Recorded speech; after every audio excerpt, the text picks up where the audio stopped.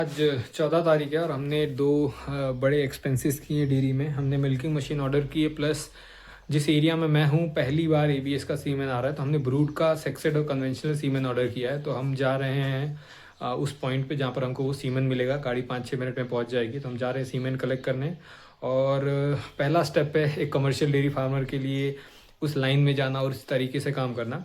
तो चलते हैं सीधा, आपको हम गाड़ी के पास मिलते हैं और वहाँ दिखाते हैं कि कैसा सिनेरियो है। 8 जनवरी को मैं एनिमल्स लेके आया था श्री गंगानगर से, एंड ये फेब का महीना चल रहा है। मतलब मोटा मोटी मुझे 13 महीने हो गए डेयरी फार्म करते हुए, और 13 महीने में ब्रीडिंग के टूवर्ड्स ये मेरा पहला कदम था जब मैंने एक अच्छे बुल के सीमन का प्रोक्योरमेंट किया। क्योंकि होता क्या है कि आप नो डाउट चलो मान लेते हैं कि आपने एक एवरेज सीमन यूज़ किया या एक ऐसा सीमन स्ट्रॉ यूज़ किया जिसका आपके पास ट्रैक रिकॉर्ड नहीं, उससे आपको बछिया तो मिल गई, लेकिन उस बछिया के ऊपर आपने मेहनत भी बहुत कर ली, लेकिन क्या ट्रैक रिकॉर्ड है, बछिया की पेडिग्री क्या है, जब आपको ये सब मालूम नहीं होता है तो आप आंख बंद करके निशाना लगा रहे हो और आपको नहीं पता आपका निशाना सही जगह लगने वाला है कि नहीं।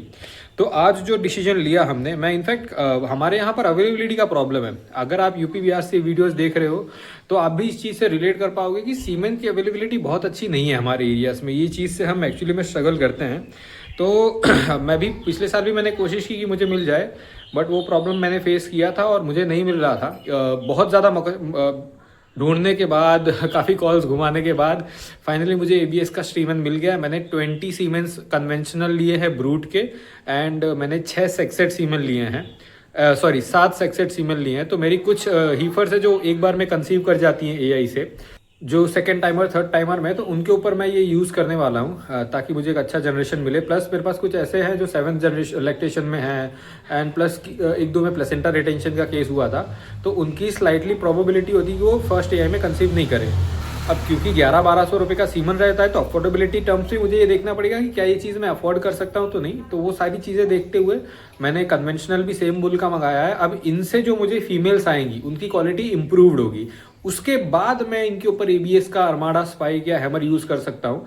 और एल्स मैं अभी यूज़ कर लेता तो पहली बात मेरे को हैवी ऑन पॉकेट पड़ता, दूसरा कि अभी इम्प्रूवमेंट के चांसेस बहुत कम थे। क्यों? क्योंकि मैं एक एवरेज एनिमल पे बहुत अच्छा सीमन यूज़ कर रहा हूँ। वेरेल्स जब ब्रूड की बछिया आएगी और ब्रूड की बछिया पे मैं एबीएस अरमाडा का यूज़ करूँगा तो मैं एक बहुत अच्छे पोटेंशियल ग्राउंड पे एक अच्छा मतलब मेरे कहने का मतलब ये है कि मेरे पास एक ऑलरेडी इम्प्रूव्ड जनरेशन आई है और इम्प्रूव्ड जनरेशन में मैं और अच्छा जनरेशन लेने की कोशिश कर रहा हूँ, तो वहां पर मुझे रिजल्ट्स बहुत अच्छे मिलेंगे। इसीलिए मैंने अभी एबीएस ब्रूड को सिलेक्ट किया है।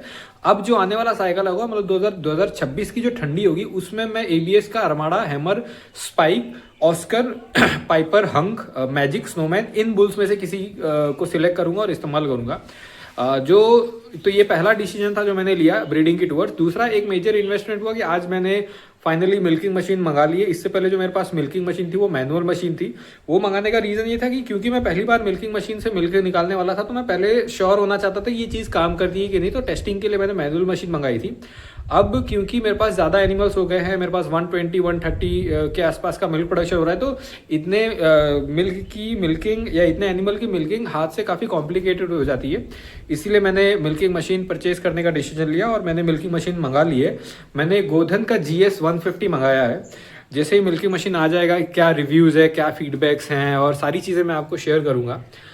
तो ये दो मेजर इन्वेस्टमेंट्स है। कुछ और ब्रीडिंग को लेके मैं केज बनवाने भी जा रहा हूँ, तो वो एक डिसीजन भी है जो पाइपलाइन में। बट ऐसे ही होता है, आप ये उम्मीद कर रहे हो कि आप एक दिन उठोगे और आप हाईटेक डेयरी फार्म बना लोगे, तो नहीं, ऐसा नहीं होता है। आप क्रम से बढ़ते हो, धीरे धीरे बढ़ते हो, छोटा छोटा इन्वेस्टमेंट करते हो और अपने एक छोटे फार्म को बड़े फार्म पे ले जाते हो। मुझे भी सिर्फ 13-14 महीने हुए डेयरी फार्मिंग में, लेकिन आज मैं 130-135 के आसपास का मिल्क प्रोडक्शन कर रहा हूँ। तो ये अच्छा नंबर है लोकली अगर हम देखें तो।